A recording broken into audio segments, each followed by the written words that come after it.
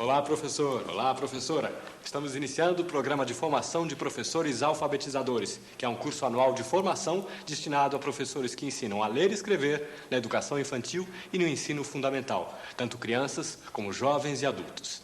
Embora seja destinado em especial a professores alfabetizadores, o curso é aberto aos demais profissionais que pretendam aprofundar seus conhecimentos sobre o ensino e aprendizagem no período de alfabetização.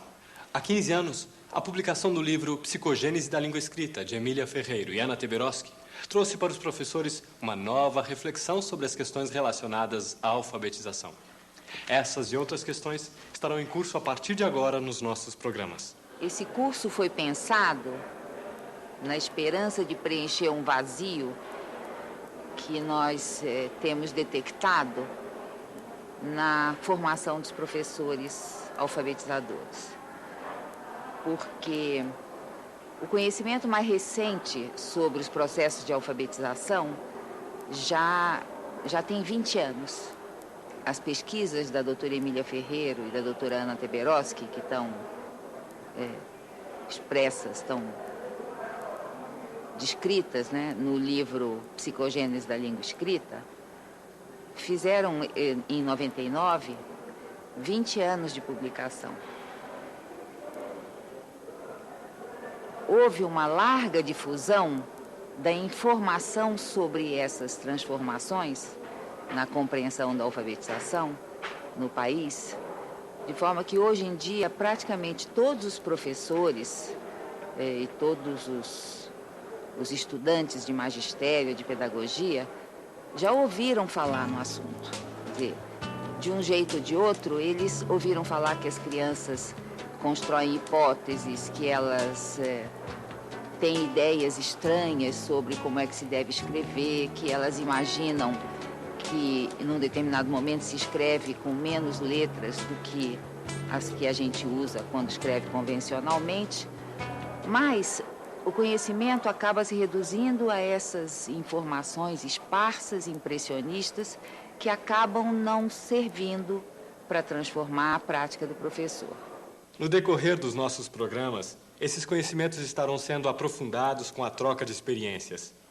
Nosso objetivo não é de dar respostas imediatas. Ao longo do tempo em que a gente vai estar junto, haverá oportunidade para estudar e debater as questões relacionadas à alfabetização. A cada módulo, estaremos conhecendo, discutindo e buscando compreender melhor as mudanças que vêm ocorrendo nas práticas de ensino. Em um país em que é comum mais ou menos 50% de fracasso escolar na alfabetização, intensifica-se bastante a cobrança de resultados aos professores. Entretanto, o que a gente precisa levar em conta é que, para que os professores possam assegurar o direito dos alunos a aprenderem a ler na escola, eles precisam ter também o seu direito assegurado de ensinar, de aprender a ensinar os alunos nos seus cursos de formação, sejam eles cursos de formação inicial ou grupos de formação em serviço. Para dar continuidade a essas ações, o MEC passa a oferecer esse curso de formação de professores alfabetizadores em parceria com secretarias de educação, universidades e outras agências formadoras. O curso é composto por uma série de vídeos e textos que apresentam propostas de alfabetização na escola. O trabalho de formação aqui proposto apoia-se em dois materiais da maior importância. Um é o material escrito que foi produzido tanto para professores quanto para os coordenadores dos grupos de formação em que os professores vão estar participando. O outro são programas de vídeo que foram especialmente produzidos para serem utilizados nesse curso. A previsão inicial é de um curso de 160 horas, divididas em 3 módulos, e tendo 75% destinado ao trabalho nos grupos de formação de professores e 25% do tempo destinado ao estudo e à elaboração de trabalhos pessoais que deverão ser entregues aos coordenadores com vistas à avaliação ou socializados nos grupos de professores. O curso de formação de professores alfabetizadores é um curso anual destinado a alfabetizadores da educação infantil e do ensino fundamental que trabalham tanto com crianças quanto com adultos. As atividades de formação que compõem o curso são organizadas em módulos e estão descritas e orientadas no Guia do Formador, uma publicação destinada aos profissionais que coordenarão os grupos de professores nos diferentes pontos do país. Esses formadores contarão ainda com um guia de orientações metodológicas gerais para subsidiar o seu trabalho. A maior parte das atividades propostas nos módulos trata direta ou indiretamente dos conteúdos abordados em programas de vídeo que explicam os processos de aprendizagem da leitura e escrita e que documentam propostas de ensino da língua portuguesa, especialmente no período de alfabetização. Muitos desses programas documentam também discussões realizadas no grupo referência de professoras, tanto de planejamento pedagógico como de reflexão sobre a prática. Todos os professores cursistas terão como material de estudo obrigatório uma coletânea de textos para aprofundarem os conteúdos trabalhados no grupo e, como material de consulta, um catálogo de resenhas de bons filmes e livros de literatura, cuja finalidade é a ampliação do horizonte cultural de todos. Mas é importante que você perceba que os nossos programas, muito mais do que um fim, são um meio. Quando você assiste ao vídeo e simplesmente fica com seus próprios pensamentos a respeito, está aproveitando pouco este recurso. É fundamental você compartilhar suas reflexões com um grupo de professores empenhado em aprender cada vez mais sobre como ensinar. Mas essa didática, né, uma didática da alfabetização, ela nesse momento já existe. Uma didática a partir dessas investigações e dessas pesquisas sobre como a criança pensa, como as ideias dela sobre escrita evoluem, como ela se torna uma pessoa alfabetizada e principalmente como é que ela penetra no mundo letrado, no mundo mediado por eventos de escrita. Para construir a didática da alfabetização que está sendo proposta aqui, foi preciso deslocar o olhar do como se ensina para o como se aprende. Compreender que o método de ensino e o processo de aprendizagem não devem ser confundidos. A expressão processo ensino-aprendizagem, ligada assim por um hífen, expressa uma compreensão desses processos como se fossem duas faces da mesma moeda. No entanto, o ensino e a aprendizagem correspondem a dois sujeitos diferentes. O ensino é dirigido pelo professor e a aprendizagem é realizada pela criança. Porque lá no início, quando se começou a tentar alfabetizar, considerando esses conhecimentos novos que tinham se tornado disponíveis, nós imaginávamos que esse corpo de ideias era incompatível com uma metodologia, com um método de alfabetização. Realmente não é um método do tipo tradicional, um método onde o professor recebe uma sequência de passos que ele cumpre e ele tem que realizar de forma mais ou menos cega. Mas isso não significa que é uma proposta espontaneísta, uma proposta tipo vale tudo, onde não existe conhecimento acumulado e não existe uma prática sistemática que possa ser apropriada por outras pessoas além daquelas que a criaram. O que nós estamos, então, tentando fazer com esse material em vídeo e essa proposta de curso é tornar disponível para todos os formadores de professores e para todos os professores alfabetizadores uma prática que já está estabelecida, que já mostrou-se muito eficiente, que tem mostrado a possibilidade de não perder as crianças pelo caminho, de garantir que todas as crianças aprendam a ler e não apenas aquelas que já chegam à escola praticamente alfabetizadas. As atividades de sala de aula que integram os programas de vídeo que vão fazer parte desse curso foram todas gravadas na sala de aula de um grupo de professores que nós temos chamado de grupo referência. Como a produção dos programas é sediada em São Paulo, este grupo de referência foi todo composto por profissionais de escolas públicas, tanto da cidade de São Paulo quanto do interior do estado. O grupo referência é formado por 14 professoras que atuam em diferentes séries, abrangendo desde a educação infantil até a alfabetização de jovens e adultos. Vamos conhecer agora algumas dessas professoras que vão estar nos ensinando o que elas têm aprendido no contato diário com seus alunos na sala de aula. Meu nome é Maria Angélica, eu trabalho no Centro Municipal de Educação de Jovens e Adultos, que é uma faixa etária de alunos que vão desde os 16 anos aos 90 anos. Então, cada um tem um motivo que voltou a estudar. O mais interessante deles voltarem a estudar, eles superaram uma coisa, um medo, uma vergonha, que isso impediu deles vir à escola. Quando eles chegam o primeiro dia, eles ficam acanhados, mas quando eles veem que tem outras pessoas que quase têm as mesmas idades que eles e problemas semelhantes aos deles, eles tomam essa coragem e começam a gostar da escola. Meu nome é Márcia, eu sou da Rede Municipal de São Paulo, trabalho com alfabetização já há 20 anos, com primeira série. Esse ano eu tenho uma segunda série composta de 34 alunos. Desses 34, 15 crianças não leem e o restante lê e escreve convencionalmente. Sou Ana Lúcia, trabalho há 10 anos com educação, há 8 estou na creche central, 3 anos trabalhando com a pré-escola. O meu grupo tem 25 crianças, divido o dia com uma colega, eu trabalho na parte da manhã. Esse trabalho com alfabetização é um trabalho desafiador, do qual me dá bastante prazer. Meu nome é Rosalinda, sou professora há mais de 20 anos e sempre trabalhando na escola pública e escola de periferia.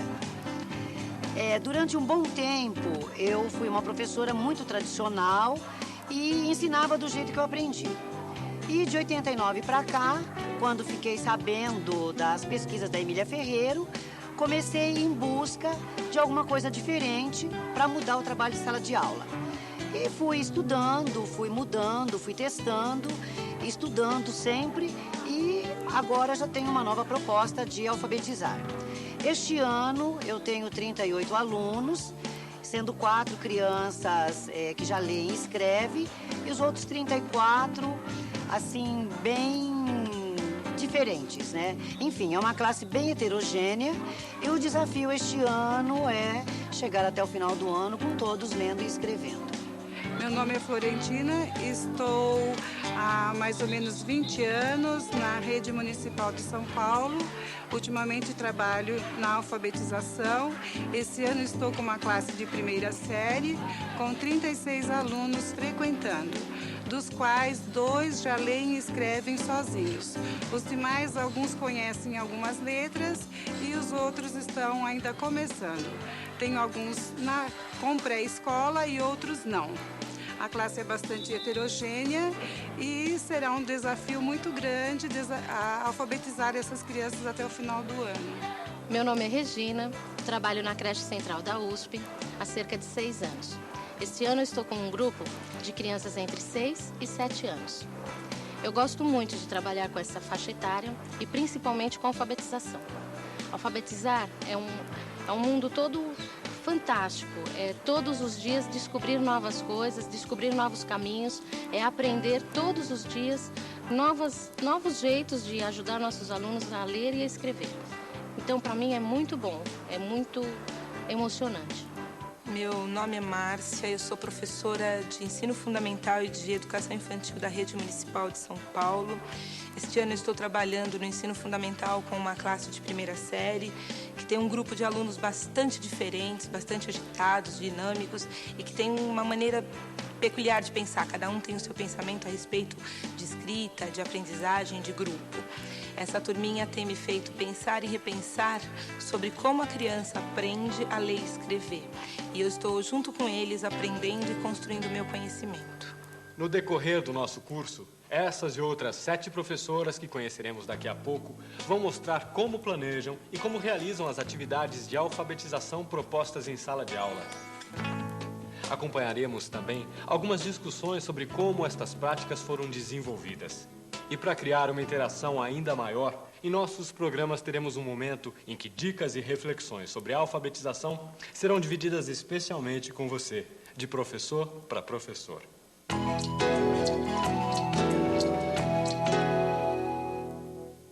Durante o nosso curso, nós, as professoras do Referência, estaremos aqui nesse quadro, de professor para professor, dividindo com vocês a nossa prática em sala de aula e as reflexões que faremos sobre ela. Como nós, vocês também participarão de atividades de formação e com elas compreenderemos cada vez melhor como os alunos aprendem a ler e a escrever. Os programas de televisão serão muito importantes nesse processo. Com eles poderemos compartilhar as nossas dúvidas, experiências e descobertas. Então participe, discutam em grupo as suas dúvidas, conversem conosco. Juntas, vamos aprender cada vez melhor a ensinar. Durante o nosso curso, vamos ter muitos professores relatando o que aprenderam na prática. Mas chegou a hora de você conhecer as demais professoras que fazem parte do grupo referência deste curso. Sou professora Conceição, trabalho há 16 anos na rede municipal. Anteriormente eu trabalhava com contabilidade e o que me motivou a entrar para o ensino era um trabalho voluntário em educação. Este ano eu estou com um primeiro ano, né? E a minha classe tem 36 alunos. Desses 36 alunos, a gente vê uma classe bastante heterogênea, com formações bem diferentes e que apenas 3 crianças escrevem alfabeticamente. Os outros 33 estão iniciando o ano com formações variadas. Alguns conhecem alfabeto, alguns não têm essa noção e a sua grande maioria, a grande maioria dos alunos estão iniciando o ano com 6 anos. Desse grupo, apenas 7 crianças têm a idade de 7. O restante, todos têm 6 anos. Meu nome é Maria Helena, sou de Jundiaí, trabalho numa escola rural há quase 5 anos. E é uma classe multisseriada, onde tem alunos que já sabem ler, já conseguem entender tudo que leem, que escrevem, mas ainda tem alguns que precisam de muitas intervenções. Meu nome é Dioneia, eu trabalho com uma classe de alfabetização de jovens e adultos. Eu dou aula há 17 anos, sendo que 13 eu trabalho com alfabetização de jovens e adultos. Eu gosto, é um trabalho gratificante para mim. Na minha classe eu tenho alunos de alfabetização inicial e alunos de pós-alfabetização. Os alunos de alfabetização inicial são alunos que seriam de uma primeira e segunda série. E a pós-alfabetização são os alunos de terceira e quarta série. Meu nome é Marlene, eu trabalho na rede estadual há 14 anos e há 5 anos venho fazendo um trabalho com classes de aceleração. Especificamente nesse ano eu tenho uma classe de aceleração 2, um nome teórico, porque na verdade eles estão recebendo alunos da primeira série, da segunda, da terceira, quarta e de correção de ciclo. Eu gosto muito de trabalhar com essas classes porque eu vejo como um desafio muito grande estar recuperando alunos que nas classes comuns tinham uma história de vida fadadas no insucesso. Eles vinham tendo uma trajetória de fracasso. E a proposta das classes de aceleração é estar trabalhando, além da aprendizagem significativa, procurando elevar a autoestima desses alunos. Meu nome é Clélia, trabalho com educação infantil na creche central da USP há 3 anos. Trabalhei sempre com ensino fundamental, fiz a escolha de trabalhar com educação infantil porque eu gosto, foi um trabalho que eu acredito. Aqui na creche esse ano eu estou com um grupo de pré, com 25 crianças. E, bom, é um grupo que se encontra em diferentes níveis em relação à escrita. E um grupo assim, que dá uma possibilidade bem grande de trabalho, que é bem rico, com possibilidades bem vastas de trabalho. Meu nome é Valéria, sou professora da Escola Municipal Comandante Gastão Montinho, no estado de São Paulo. Esse ano eu vou assumir uma classe de 4ª série com alunos que ainda não têm uma escrita convencional. Eu trabalho há 15 anos na Prefeitura de São Paulo. Esse ano é meu 4º ano que eu assumo uma sala como essa. É uma sala que a gente tem muitos desafios pela frente e que no final a gente consegue aprender muito, até mesmo uma mudança de prática. Meu nome é Cláudia, eu trabalho há 7 anos na creche central da USP. Atualmente estou com um grupo de crianças de 6 anos, que é um grupo de pré. São crianças que ficam em período integral na creche. A maioria deles estão aqui desde bebê. Então, eles já têm várias vivências, assim, com projetos, né? E este grupo, especificamente esse ano, já tem algumas crianças que já sabem ler e escrever convencionalmente, outras que estão a caminho. O grupo de professoras, aí temos chamado de grupo referência, é bastante heterogêneo. Tanto do ponto de vista dos diferentes segmentos em que essas professoras atuam, como educação infantil, ensino fundamental, primeira, segunda e quarta séries, sala de aceleração, multisseriada e de jovens e adultos, como também das experiências que cada uma delas tem. Essa heterogeneidade ela é importante porque ela permite interagir com as diferentes práticas que cada uma dessas professoras realiza em sala de aula. Nossa preocupação ao formar esse grupo foi que tivéssemos um grupo real, ou seja, um grupo formado por professoras que estejam atuando em sala de aula de escolas públicas e que tenham se colocado questões sobre como alfabetizar as crianças. Questões essas que, muito provavelmente, os professores cursistas também devem se colocar e que, ao longo desse curso, nós pretendemos discutir, aprofundar e refletir sobre o assunto. Durante o curso, nós acompanharemos tanto as crianças em sala de aula, como também os professores em reunião, onde eles farão planejamento, discussão sobre a prática de sala de aula, procurando entender cada vez melhor como é que o aluno aprende e como que é que o professor pode ensiná-lo. Bom, agora que você já conheceu o grupo referência, chegou o momento de ver um pouco mais da estrutura dos programas que passará a acompanhar. Veja agora alguns trechos que mostram que as crianças têm ideias a respeito da escrita. Ideias que parecem estranhas quando vistas por quem já sabe ler e escrever. Este é Guilherme Santos, que tem 6 anos e frequenta uma creche conveniada com o sistema público em São Paulo. Primeiro pedimos para ele escrever seu próprio nome.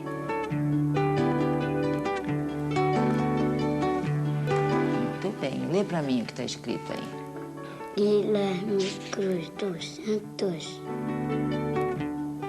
Como algumas crianças de sua idade, Guilherme sabe escrever seu nome. Mas o que será que acontece quando pedimos para ele escrever o nome de suas brincadeiras preferidas? Agora lê para mim o que você escreveu.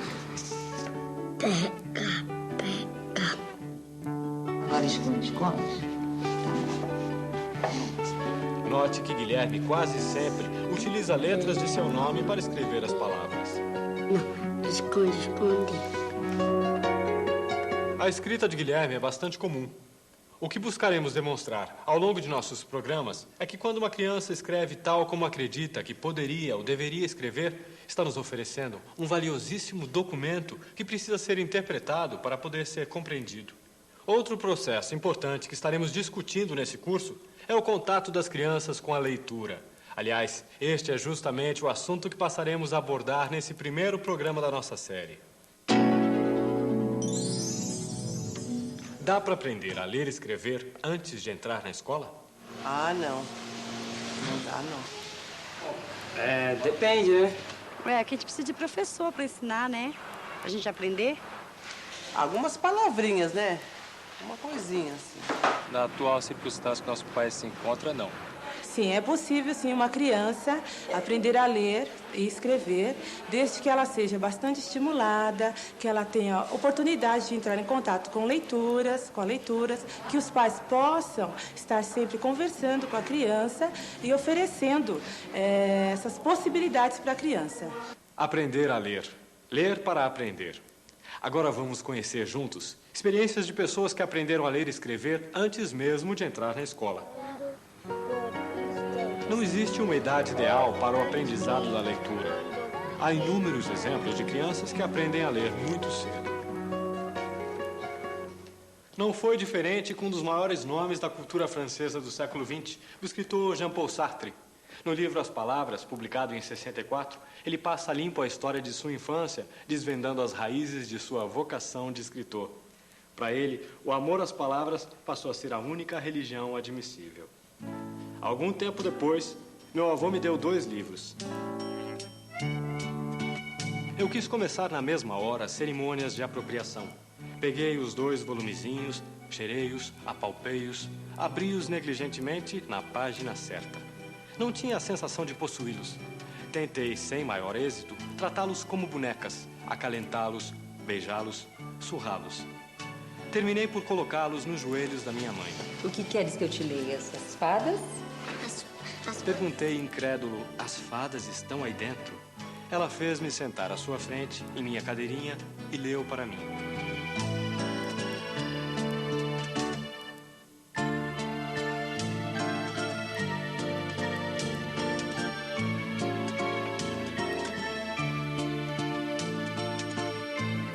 Quando parou, retomei-lhe vivamente os livros e saí com eles debaixo do braço sem dizer-lhe obrigado. Tive então ciúme de minha mãe e resolvi tomar-lhe o papel. Apossei-me de um livro e o transportei para um quarto de despejo. Aí, empolerado sobre uma cama de armar, fiz de conta que estava lendo. Segui com os olhos as linhas negras sem saltar uma única e me contava uma história em voz alta, tomando cuidado de pronunciar todas as sílabas. E ele trocou a vaquinha por 3 gominhos de feijão. E chegou em casa, a mãe dele ficou muito brava. As crianças fazem coisas brincando de ler que as ensinam a ler. O contato com pessoas próximas que leem e a presença de livros ao alcance das mãos também contribuem para o aprendizado da leitura. Eu tive o grande privilégio de crescer numa casa que era absolutamente cercada de livros, discos e música. E isso estava o tempo de livros de arte, assim. E isso era presente o tempo inteiro. Porque livro para mim é fundamental.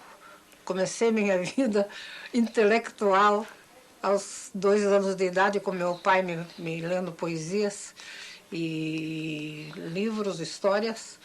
E como eu convivia muito com livro foi sempre uma presença constante em minha vida. O que me levou a ler antes de ser autorizada pela escola, antes do ensino formal? Na minha casa havia apenas 3 livros. A Bíblia, o livro peregrino e o Inário. O Inário era o livro que eu usava, porque eu sabia muitos hinos de cor.